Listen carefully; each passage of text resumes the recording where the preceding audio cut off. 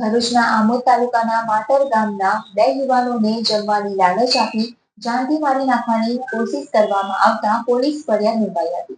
ભરૂચના આમોદ તાલુકાના માતર ગામના એઝાઝ અને પ્રદીપ નામના યુવાન ઉપર Bharuch Delhi Mumbai expressway toll નાકા પાસે જીવલેણ હુમલો કરવામાં આવ્યો હતો।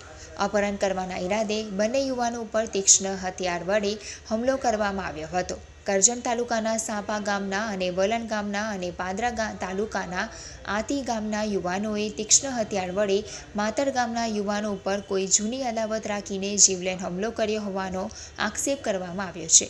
જ્યારે એઝાઝ અને પ્રદીપને ઢોર માર મારી બંનેને Delhi Mumbai expressway Bharuch Dahegam toll નાકા પાસે નાખી અસામાજિક તત્વો ત્યાંથી ફરાર થઈ ગયા હતા।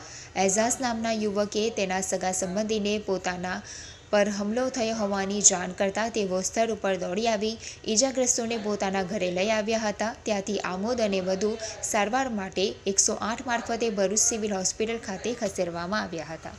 શું નામ તમારું? વિજય ચૌહાણ। શું બનેલો?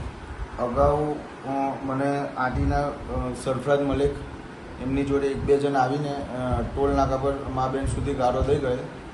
એ અનુસંધાનમાં આજે એમનો કોઈ ફ્રેન્ડ મિત્ર સાપાનો રહેવાસી અનીસ નામ છે એનું, મને ફોન કરીને એવું કીધું કે જમવા માટે આપણે ભરૂચ જવાનું છે। હવે એમનું પ્લાનિંગ જ હતો મને મારી નાખવાનો।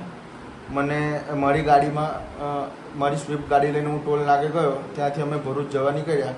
તે એક બ્લેક કલરની ક્રેટા ગાડી, ક્રેટાના માલિકનું નામ ઇકરામભાઈ ડંકીવાલા, ક્યાંના રહેવાસી છે?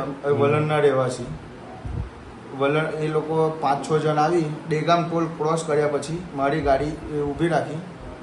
મારો ફ્રેન્ડ અંદરથી મતલબ કે એને પણ માર્યો અને એ ભાઈ ત્યાંથી નીકળી ગયેલ છે।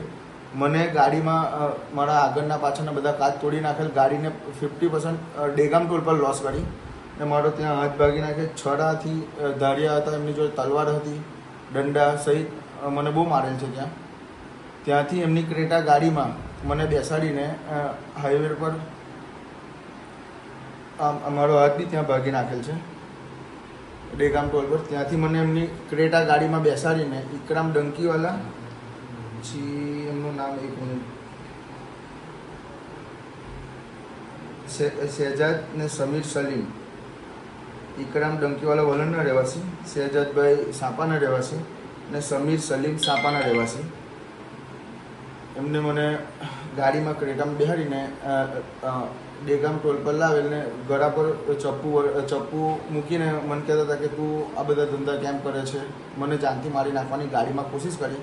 ત્યાર પછી રસ્તામાં ડેગામ ટોલથી સાપા ટોલ રસ્તામાં લાવતા ક્રેટા ગાડી ઊભી રાખેલ। પછી આપણે